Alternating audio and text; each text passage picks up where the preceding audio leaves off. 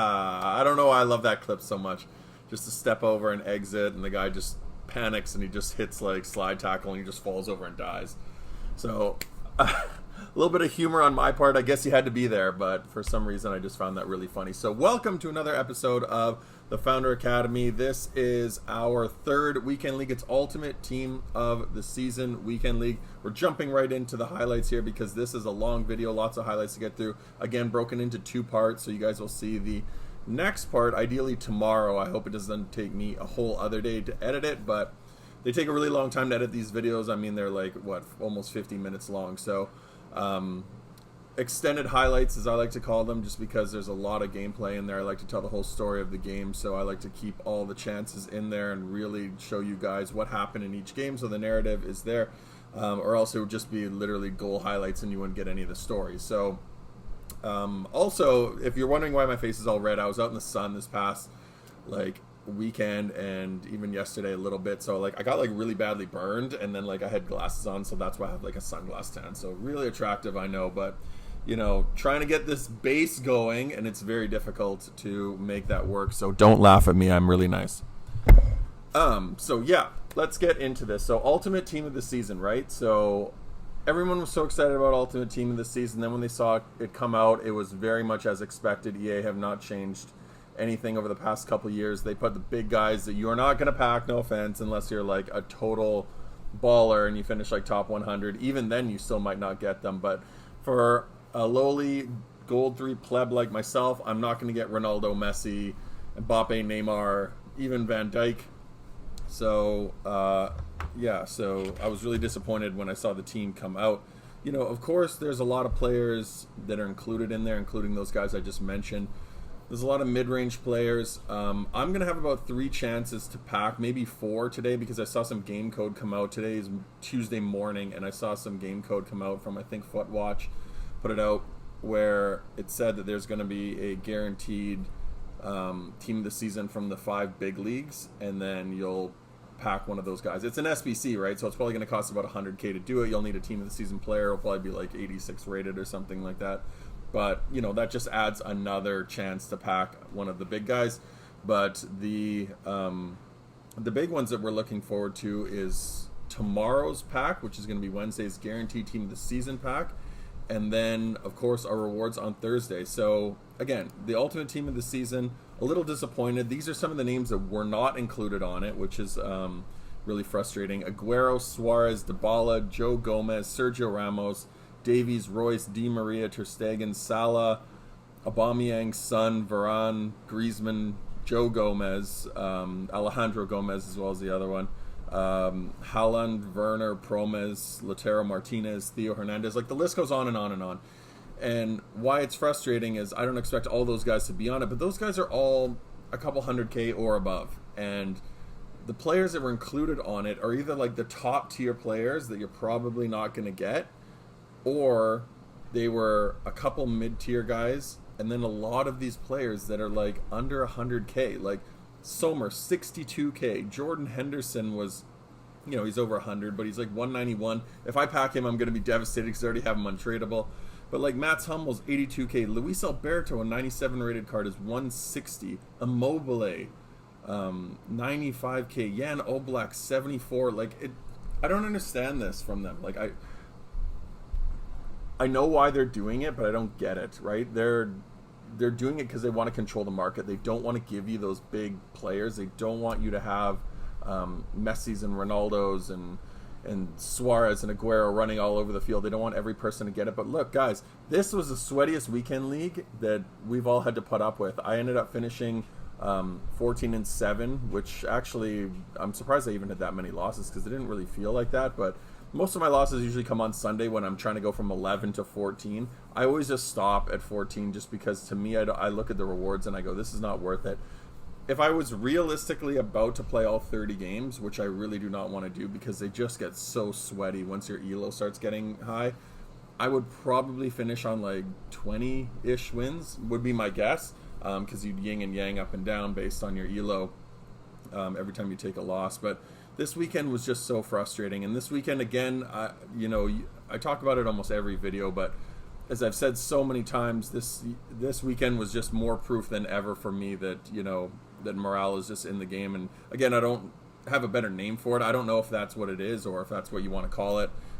People get fixated when I've had this conversation with other people about it, but they get obsessed with the idea of calling like morale. They're just like, no, they took it out of the game. Well, guys, it's not about morale. It's just like the fact is when you lose, your team drops, right? They get worse and worse and worse. Your DDA drops, and they play worse and worse and worse.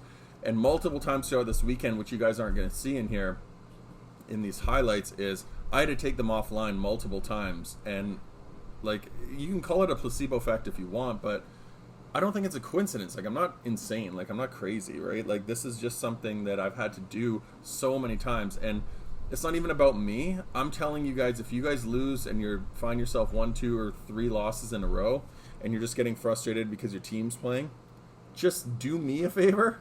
Do yourself a favor. Just try what I'm saying. Go on offline. You can try playing online and try doing this, but it's going to be much more frustrating, much harder, and you're going to take loss after loss after loss, probably, because they're going to be playing poorly. But just go offline. Play amateur a couple times or whatever skill level you want, and just crush the computer. I guarantee you when you come back, they're going to be fine. They're going to play crisp, and like just the touches, the passing, the runs, the pass and movement that they're going to be making, like everything is just going to feel so much crisper. Say whatever you want. You can call me crazy, but trust me, if you're finding your team doing that, do yourself a favor and just try it. Just try it, okay?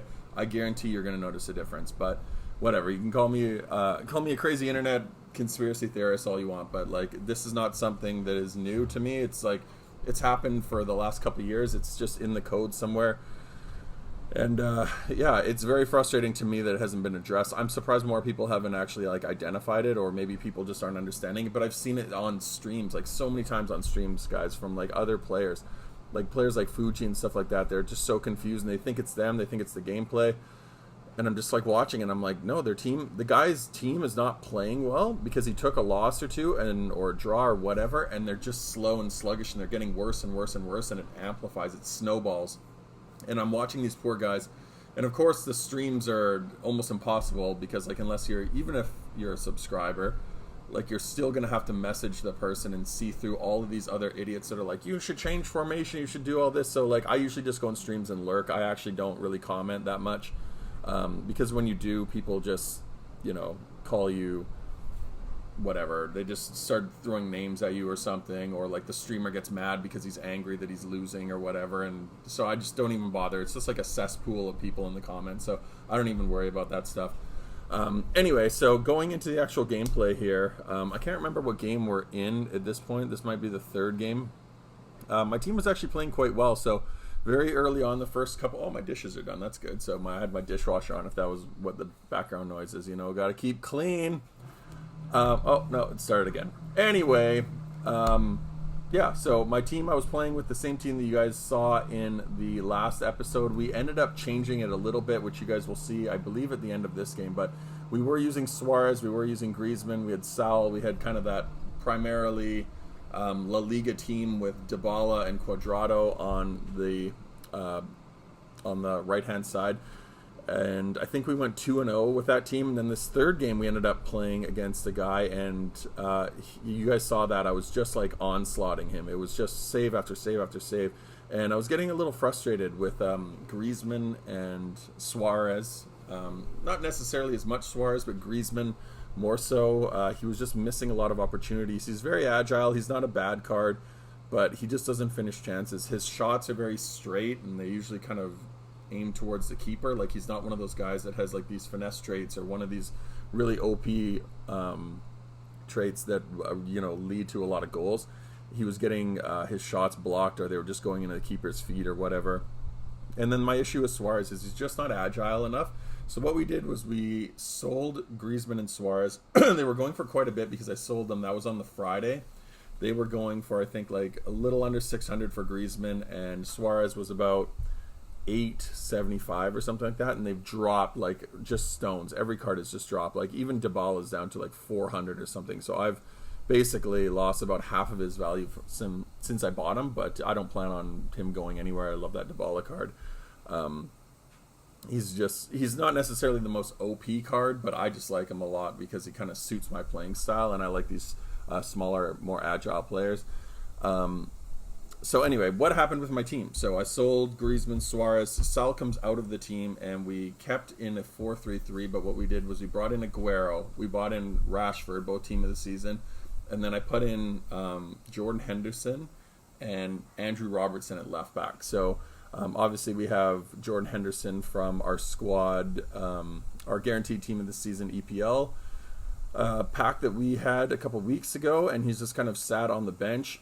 He's a player that I don't necessarily want on my endgame team. He's getting exposed a little bit. Like, he's a good card. I don't mind him. But, you know, as team of the season has gone on and more really OP CDMs have come into the team, I've just noticed that, you know, his like lack of agility is something that could be upgraded, I guess. So he's okay for a CDM card, but I'm probably going to end up going to another player at some point. The guy that I've actually been looking at has been Michael Essien. I would love to bring in Alex Telles, team of the season, as my left back, and then in order to make him work, I would either need a Brazilian or an icon, because I'm not going to put in a player from Liga NOS. It's just going to be way too hard to hybrid that.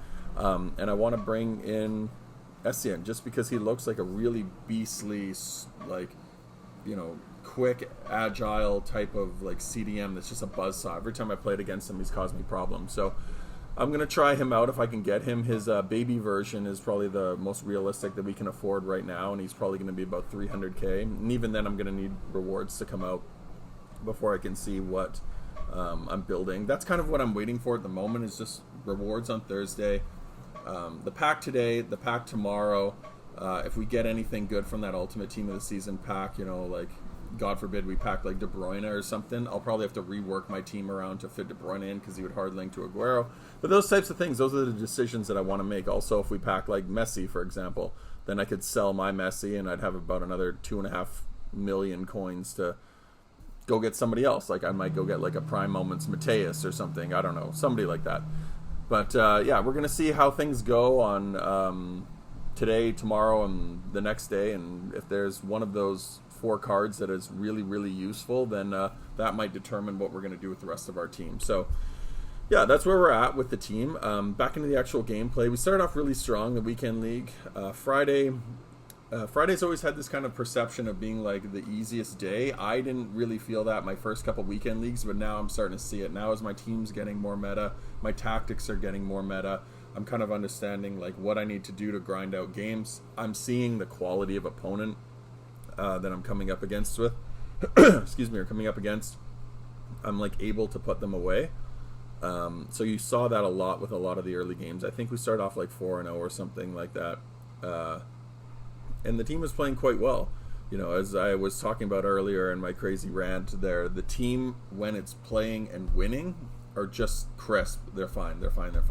When you take that first loss, it could take you 2-3 games to dig yourself out of that hole. So, like, my recommendation is if you lose, try playing another game, and if you lose that next one, then you go offline. Like, you really need to lose about 2 or 3 in a row. You could probably live with 1 loss, but, you know, if you're really concerned about getting, like, elite, like, I wouldn't even mess around with it. I would just take the team offline, get that morale back up, and, like, start, you know, really don't screw around with it. Don't waste too many games, like, experimenting with them and seeing if you can come up against a weaker opponent, because the reality is you're just going to start taking losses in a row. But anyway, we don't want to get into that. We want to get back into the gameplay, what you guys are here for. So a lot of the teams that I was playing on Friday, they had like a lot of good cards, but they weren't like super high rated meta cards. I was seeing a lot of gold rare cards, which was really surprising to me. Now, I get that not everybody has like full team of the season teams, but you know, when I was listing them off earlier, the ultimate team of the season, a lot of these cards are like not even that expensive, right? Like, I know a lot of people love Heung-min Son, but this guy's like using Heung-min Son, and I packed him the other day and he's like 30k.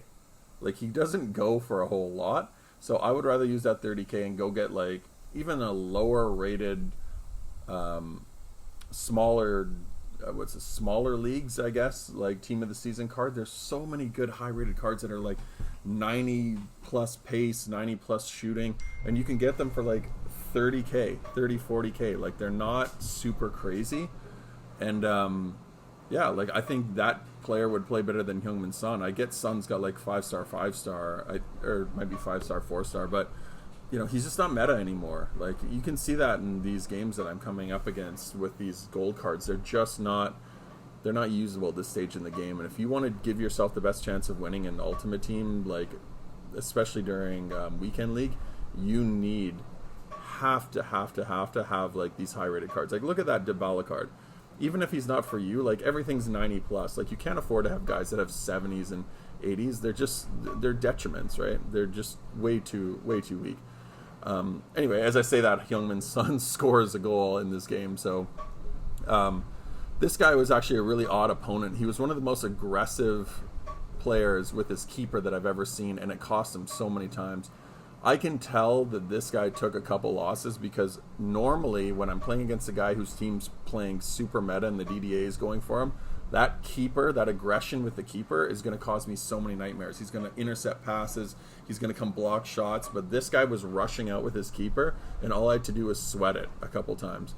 So I was up 4-1. I went up 3-0, and he scored, and I was just like, okay, I got to get that fourth goal because, of course, he scores one. And as I've said before, 3-goal leads are the worst you could possibly have. So you got to get that fourth and kind of break the chain of the game, because if you're up 3-0, the game kind of swings in your opponent's favor, and he'll slowly get back into the game. So if he starts scoring goal, even that first one, you got to get a fourth one right away and break that chain. That's what I found from my experience. Again, a little bit of a conspiracy theory there, but I've just found that once you get that fourth goal, these guys kind of fall through the floor. So even after I got the fourth, he scored a 45th minute cheese goal. Shot hit the keeper, went right up, was going towards the goal line, and even though my Robertson was just standing right underneath it, I knew that the guy was going to score. Like, my Robertson didn't react. It was 45th minute. He just stood there, and then I think his Adama comes running in and like power heads it, or Lucas or somebody stupid like that. So can't do much about that. 45th minute is what it is, but we ended up getting our fifth again, and then I think we get a sixth here. Like, he brings his keeper out again, ball roll, beautiful finish from Marcus Rashford, and yeah, we're up 6-2, and then this guy's out. I don't know why it took 6 goals for this guy to quit, but you know, I'm not one to say like people should or shouldn't quit out of games, but you know, at 6-2, you're probably not going to get back into it. I don't quit out just because I like to give myself the experience, the challenge, and also maybe it's thriftiness. I want the coins, even if it's only a couple hundred. I'm just like, I've already committed this much time to the game. But you know, a lot of people, especially at this stage of the game, they don't need the 400 coins, so they just quit out. But that guy apparently took him 6 goals past him in order to finally see the writing on the wall. But thankfully, he ends up quitting out, and we don't have to finish the rest of that game. So we finished 6-2, and I think we're at 4-0, if I'm not mistaken. 4-0, 3-0, somewhere in there. Then we come up against this. Oh God. Yeah, that team name, I'm not even going to bother reading that, which is ironic because he's got a Say No to Racism badge on there. There's just some real idiots, I guess, on the old Ultimate Team there.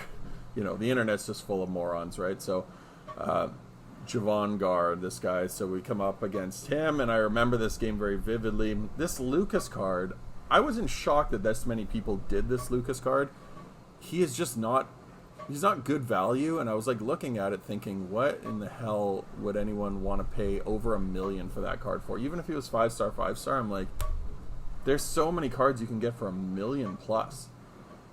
Like, it was just shocking to me that somebody would want Lucas that badly. Like, anyway, to each their own. Like, I get it if he was like a Ultimate Team of the Season card, but to dump 1 million coins into an SBC, that's a lot for an untradeable card.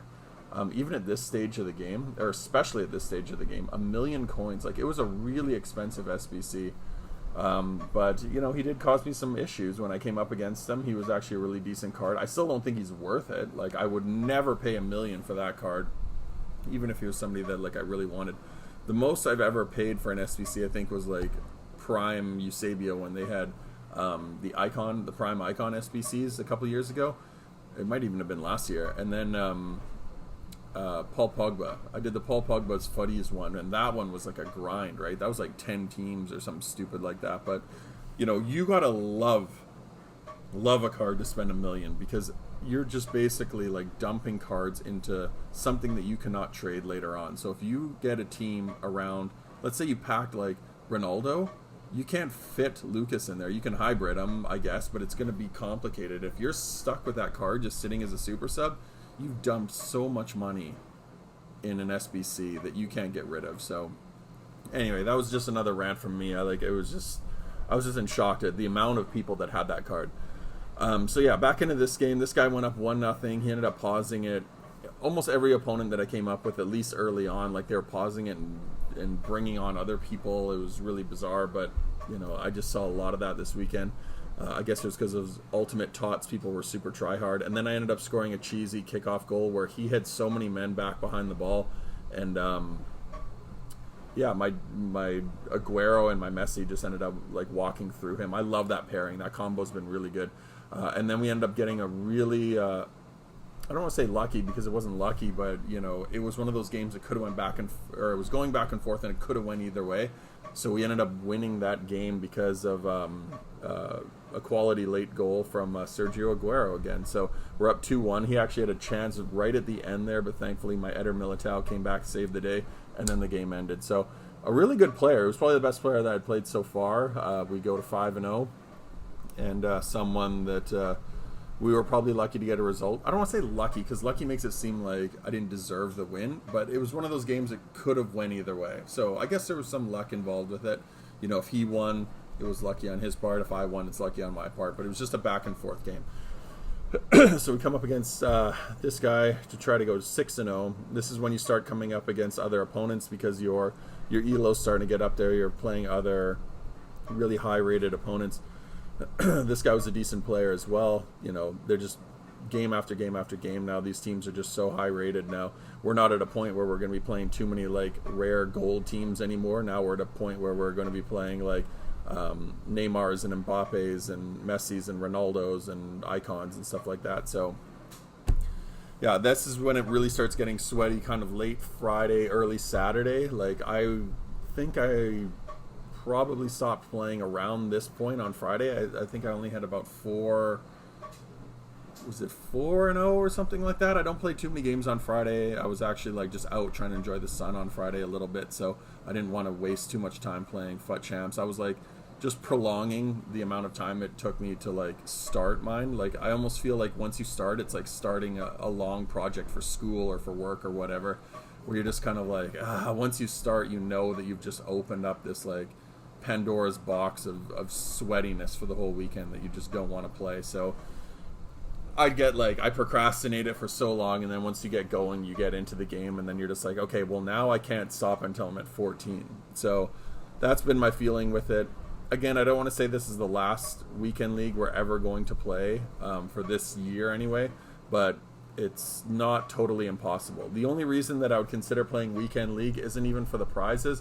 It's really just because Division Rivals is the only other thing that you can play, and I don't really want to play Division Rivals. Division Rivals has become so awful. It's like playing yourself every single game, and the games are boring. They're tactical. It's like 1-1, 1-0, 2-1. Like, it's the worst part. Like, it's crazy to think that FUT Champs has got more variety in the opponents you play when it's supposed to be its competitive gaming mode than its regular gaming mode, which is Division Rivals. Like, I just think skill-based matchmaking has totally ruined gaming and period, and it's especially true in FIFA. I was watching a video on skill-based matchmaking, and it's been a detriment to almost every game. Like, people are obsessed with esports now. Like, companies are obsessed with like making their game an esport, that they forgot about 99% of their fan base, which is the guys that are going to buy the game and just want to play and build a team and have fun. And if EA don't address that next year, there's something very, very wrong, which is very entirely possible knowing them. There's a real hubris effect with them where they don't really seem to care about their audience. They're just building whatever, and they're letting dollars, and I can say this from someone who's worked there, all they're looking at is figures. And if they just see that trend going up and up and up dollar-wise, which it is, are they going to change anything? I don't know.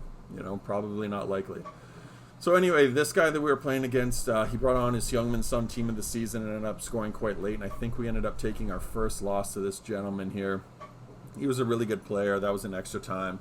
And when he broke through with Youngmin Son, I was like, yeah, we're probably in for a long one. Some of these games were just, you can just feel these games when they're just, back and forth and back and forth and back and forth, and you know that the next time someone scores a goal, it's going to be the last opportunity. So there you go. The guy scored in the 105th minute or 102nd minute or something.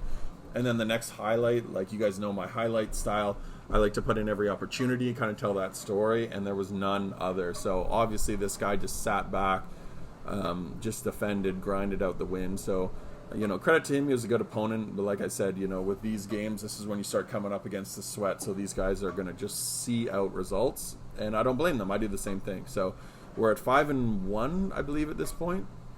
I don't remember if we took another loss, but I think we're at 5-1 because I think it took 5 games before I finally took a loss. And then we come up against this guy. He's got mid-icon. Excuse me, I need a drink of water there. But we come up against this guy who's got his Johan Cruyff, his mid-icon Johan Cruyff, and he's got that Nani. So that Nani is probably the best value SBC of the entire year. I've heard a lot of people say that. So that's not even my line, but I totally agree with it. Under 100K, 5-star, 5-star. I just use him on the wing. I don't like him as a cam necessarily, obviously, because I have Messi there, and Messi set that expectation really high. But, if you want to use him at center attacking mid, he is very, very useful there. But I like to use him off the wing. I don't really take advantage of 5-star skill moves as much as possible. I would probably be better off getting a guy with a 5-star weak foot than I would with a 5-star skill. 5-star, 5-star, I'm never going to complain about it, but I just don't use them as much. So for me, it's not as important to have a guy like Neymar, for example. Neymar's price is because everyone wants that 5-star combo, but for me, I don't really care that much.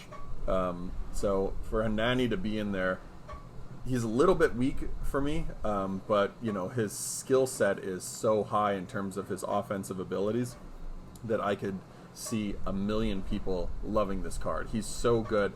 He's so agile. He's such a good shooter. He's such a good passer. He's an amazing dribbler, and I just have nothing but good things to say about him. So yeah, back into this game. We went up 1-0 very early on there, and then he ends up getting a really stupid goal. No offense to him. It's not. I don't mean that as an insult. But his goal didn't require any skill. And what I mean by that is, it was off kickoff. I've scored kickoffs. I'll score kickoffs, which you guys will probably see in this video. It's not that part that irritates me. What I found really interesting is I've heard a lot of conversations about people getting frustrated at this game because they find it unrewarding. And I thought that was a really interesting topic that I wanted to talk about. I think one of the biggest problems with FIFA, and I've thought about this a lot, is the fact that let's compare it to a Call of Duty.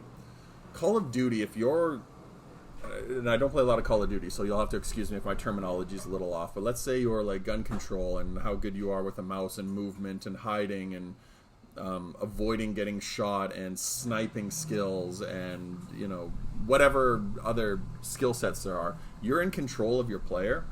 So if you're a really good shooter, you're really good at, avoiding getting killed, you're rewarded for that. You're probably going to come out with a lot of wins. And I get the better players generally finish higher in Weekend League, but my issue is it's not a proper representation every game of who the better player is. And that has really been kind of the crux of most people's argument, is that there's a ton of games where when you build up play, you're not rewarded for it. You'll create, and I consider myself one of these people that I don't take a lot of pot shots. I don't hit almost anything outside of the box. Every opportunity I get, I try to create that type of scoring opportunity where it's really high percentage chance, where I'm in front of the net, the guy's got an open shot. I wouldn't just run with Aguero and try to shoot across body when I've got a defender in front of me. And the amount of times that goals fly in from dumb stuff because of the DDA in the game, it'll just be hey, this guy went ultra attacking, high aggression team press, and the opponent's team falls to the floor. This guy's team goes, my opponent's team would just jack up through the roof, and my team falls to the floor because of a tactic that he did, which shouldn't really affect me. And now my team's just fallen to the floor, and this guy's just running and just firing shots, and it just flies in. Now, I don't. That's kind of the gist of what my argument is, but I want to get into this game here, so I apologize. I'm a little all over the place here, but that's been most people's anger with this game. And this game that you were going to watch, the timing couldn't have been more perfect. This Club Texas game was one of the most bizarre games I've ever played in my life. Okay? And I really mean that. I really mean that. So I come up against this guy. My team kind of starts off okay. This guy played, I don't know if he played a 4-2-4 or what he was doing, but his team just walked through mine, right? So it was almost like I was getting, I don't want to say handicap, because like handicap wasn't really what I was feeling, but defensively they couldn't stop anything. Now I was coming up against better opponents, and this guy's not a terrible player. His team was fine, but as you can see, like his passes were very predictable. Like I know when I'm playing against a good player, like they'll kind of shimmy and they'll avoid you. This guy wasn't doing that. He was literally pass, and my team just couldn't stop it. And you can say that that's my fault all you want, but like I was reading what he was doing. It wasn't really that complex. It wasn't like I was playing against a super opponent. This guy was literally just pass back and forth, pass and go, and my team would not intercept the pass. He scored 2 like that, just really straightforward. So anyway, bitterness aside here, after he scored those goals, he just went ultra defensive. He just sat there. Now, I went ultra attacking to counterbalance this. I went 4-2-4, like really early into the game. And all that happened was my team just pushed his team. Like you can see how deep he's lying. He's not even outside of his final third. Like look at that. I've got one attacker there, and now he can't stop it. Look at the amount of players that he's got just standing there. They're just standing there. My team was sitting there in like out back, and I've got Aguero and Messi basically 2 on 10, and his 10 players are literally standing there not defending. Then right after that, he just goes ultra attacking. Look at his players just push me. Like look at them rush. Like I'm still in shock to this day. And they score, and he does that like power run after they score, and now I'm 3-2, so I have to go ultra attacking again. Actually, I think he scores again. So his team... Okay, so this highlight, I paused here. So I apologize. I'm just this all over the map here. Watch what Sergio Ramos does. Look at the way he runs. Go back and rewind that. I was holding sprint. He was running, and then he stops and kind of does this lean over jog type run. And all that did was it put his player in a position where he's slightly forward, so that when Sergio Ramos arrives, he fouls him. Like, it was just... I was like in shock over this. Like this whole game, I was just so confused as to what's going on. So I'm down 4-2 now, late in the game, and again, I just go ultra attacking. Look at his opponents. Like he couldn't even stop the attack. It was just the most bizarre thing I've ever seen. And then, like, of course, I'm having to grind out here, but like it. You know, I guess you'd watch that and you'd be like, oh yeah, it was a good goal. But honestly, I've never played a game where there was so little defense. Like, again, I'm not a big goal scorer. Like, you guys are seeing this in my results. Like, sometimes if I'm playing against a weaker opponent, I'll score maybe 4 at the most. But most of my games, I'm just grinding out 2-1, 1-0. This game finished like 6-6 or something like that. I don't score 6 goals almost ever. And like, look, this guy just couldn't stop it. You know what I mean? Like, I just went ultra attacking, he went ultra attacking, and the game just broke. It literally just broke. Like, he couldn't stop it. I couldn't stop his attack. And it just went back and forth the entire game. So we're now at 4-4. This poor guy, like, I don't want to say poor guy because, like, I don't think he necessarily, like, was deserving to beat me. When I saw the way he played FIFA, he wasn't, like, fantastic. He had a good team, but, you know, it was just the game broke for him. Like, it just, he was so attacking, and his team was just literally walking up the field. Like, pass, side to side. There was not even any evasiveness at all. Literally just pass, move. And my defenders just, they couldn't defend a thing. Like, look at that. They literally, like, they came together and he just goes right through them. They just, like, it was shocking to me what I was witnessing. And then he goes cross body across my keeper. Like, he didn't try to avoid the keeper. He literally just hit shoot with Ilisic's, like, left foot, far post with his weak foot, with the keeper right in front of him. Like, he wasn't even at a good angle. Like, I'm sorry, dude, but, like, that was not even a good angle. Like, these shots were insane. And then look at that. That's right off kickoff again. I know you guys are probably just like, laughing at like how shocked I am. Oh, my laundry's done now. Doing laundry as well.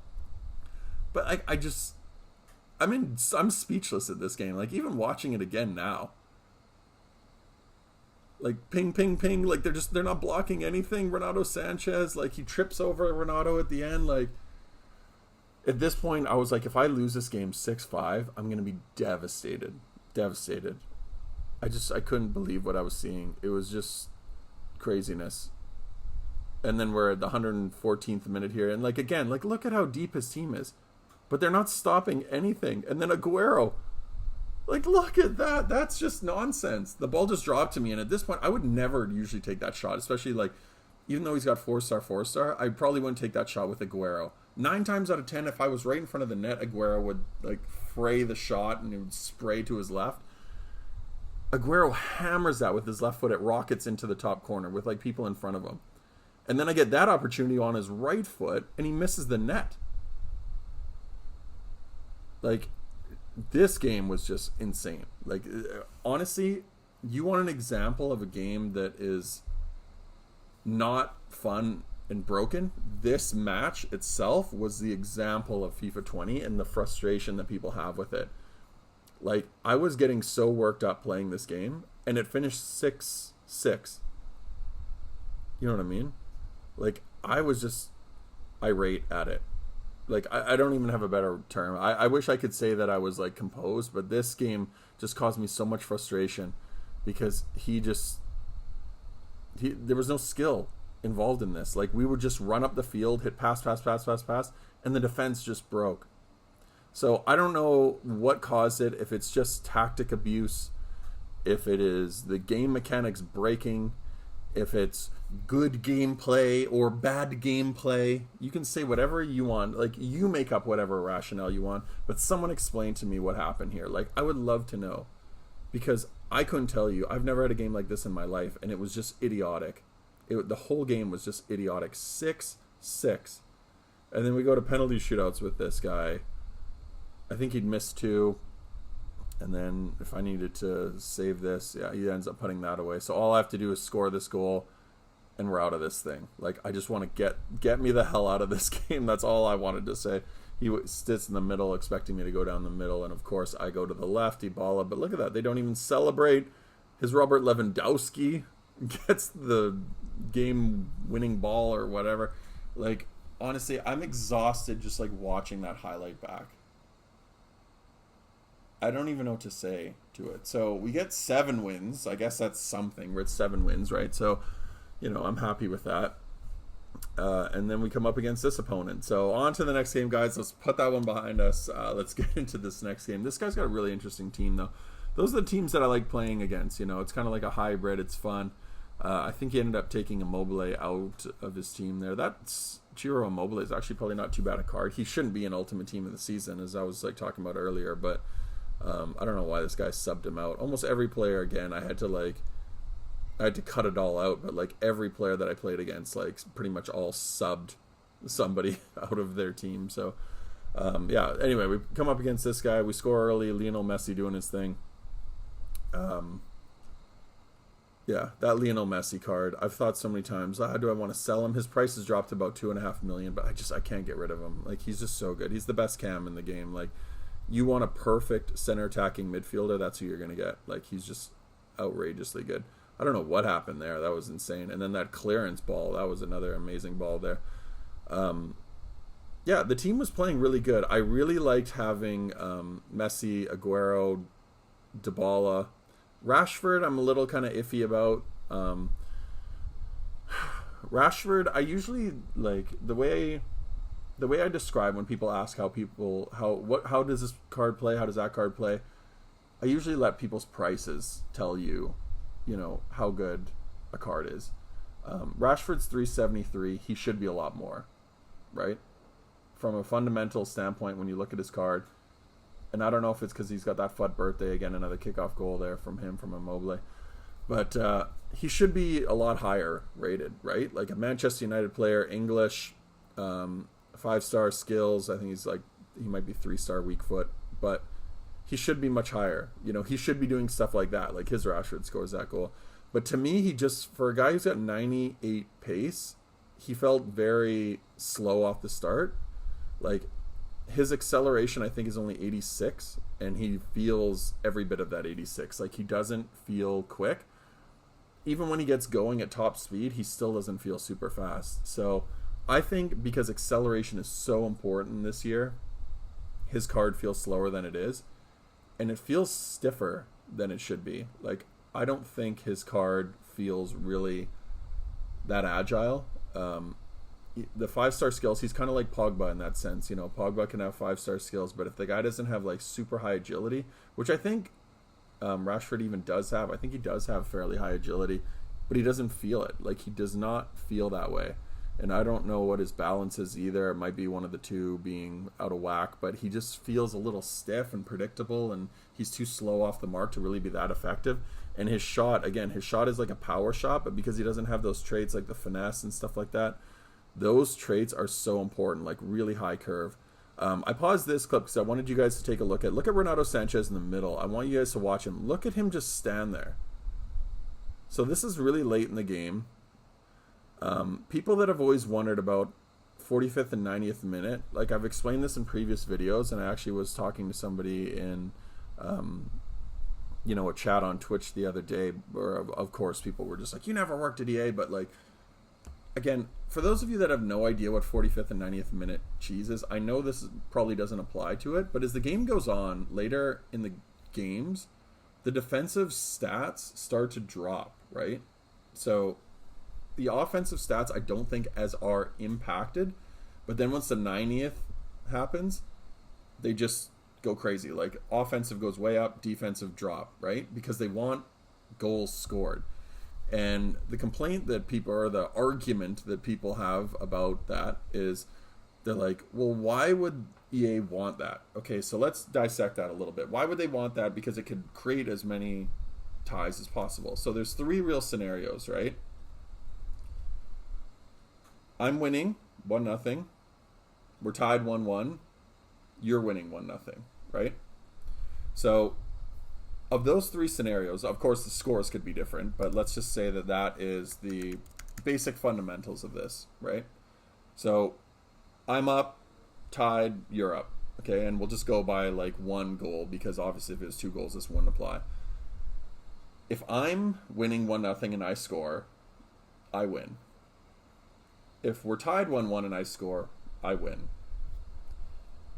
If you're up 1-0 and I score, it's tied. So in 66.66 repeating instances, having a late goal would create a result, right?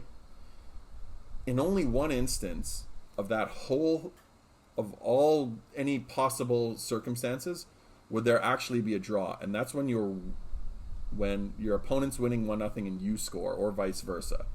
Every other instance, when there's a late goal, it's going to either create a victory or it's just going to amplify the victory or loss, right? So in more instances than not, that goal being scored late is going to prevent a draw, right? So I know that's not like real groundbreaking, it's not something that's like super revolutionary and it's just like, oh, that's perfect science here, but it's just basic math, right? Like, and this was created years ago. Like, this was way back when I was at EA, right? Like, that was just in the game code, right? They just don't want people drawing because people get frustrated with draws. It doesn't really give people a result. They want to win. You want a result from the game. So to have that in there, it's been dumbed down a lot, but that's really all that's happening. So I could chalk that up to Renato Sanchez being, his defensive stats getting dumbed down as the game went on later. But what confused me the most was, I understand that it usually happens when there's some type of, that type of stuff, your defensive awareness goes down, but he was just standing there. And it was like the 84th minute, and he's a sub, so he should be fresh as a daisy. And I don't know what was going on there, but he just stood there like a pylon. So I just thought that was a weird clip. I just wanted to include that in there so you guys could kind of see what was happening. But anyway, that was that previous game. This game we came up against an opponent who, I don't know what happened in this game, but like my team was just they just fell through the floor. You saw some of the goals that he scored. It shot, hit my keeper, bounced up in the air. The only player that reacted was his Marcus Rashford or his Lucas or something that ran onto it. That was just one of those games where like I could just feel it wasn't going to go in my favor. So I think at this point I took my team offline. Just got them back to where they needed to be. It was around this area. I don't remember if it was exactly this because obviously I cut out the squad battle stuff so you guys didn't have to sit there watching it. But I could feel my team starting to play worse. Like just the way they were playing was just sluggish, unresponsive. They weren't moving. There was no pass and movement. And I just needed to get their morale back up. So anyway, we come up against this guy. I think we took him for 2 offline games. I recommend 3, even 4. Like just really, really crush the opponent, crush the computer, because you can't risk it because that type of stuff happened. Like this guy had Georgi Hadji's son, who I don't even remember what his name is, Ionis or something like that, but he's like the objective card, and he only had 1 soft link, so he had to have been on like 5 or 7 chem at the very most. Like he shouldn't be scoring that goal. And then my Messi does that ball roll, and then the ball just skips up randomly. So they were still playing really crappy at this point. Like, and then my keeper makes that save. Thank God for Ter Stegen. I don't know what caused that, but like that kept me in this game. But yeah, they were still, I could just see them playing really poorly. So at this point, all I did was just hold possession, and I just got my DDA, my in-game momentum going up, and it ended up benefiting me. So Tony Kroos, like I said, they were still making some dumb mistakes, as you saw with his goal, and that's not an excuse. It was just like they were still not kind of playing super strong, but they were playing a lot better than they were before because this guy was not the strongest opponent.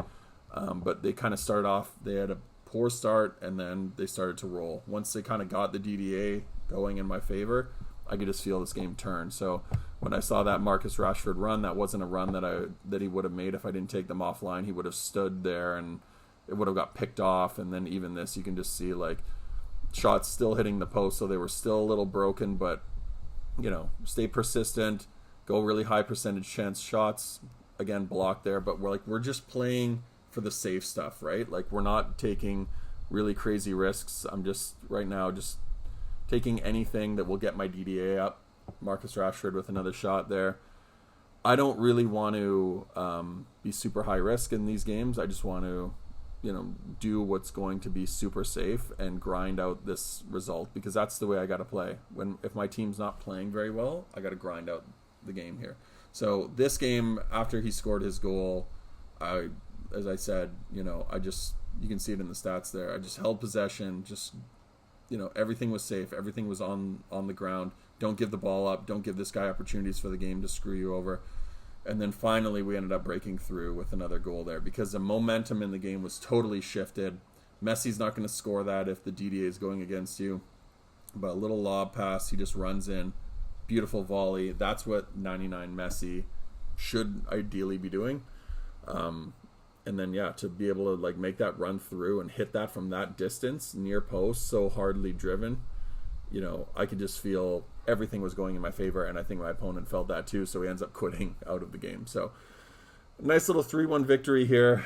Another rage quit, something that we need a lot more of going into the next couple games. But that is going to be it for this video, guys. So if you could like down below, follow the channel, greatly appreciated. See you for episode or part 2. Peace.